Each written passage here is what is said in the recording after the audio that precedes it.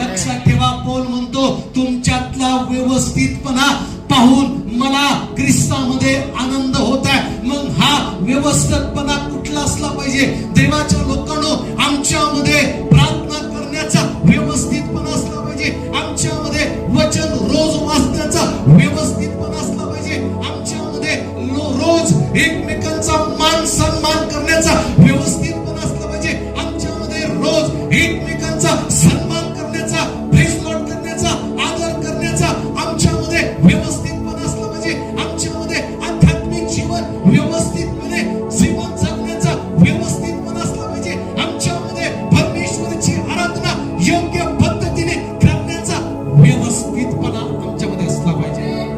आम्ही म्हणून मोठ्या प्रेज लॉर्ड, व्यवस्थितपणा.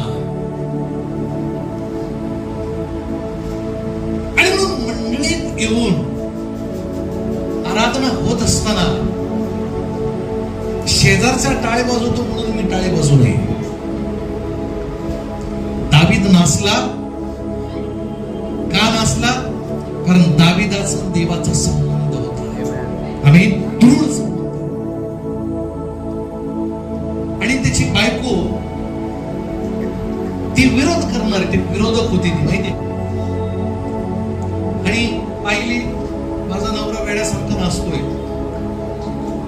पण दावीद म्हटलं मी माझ्या देवासाठी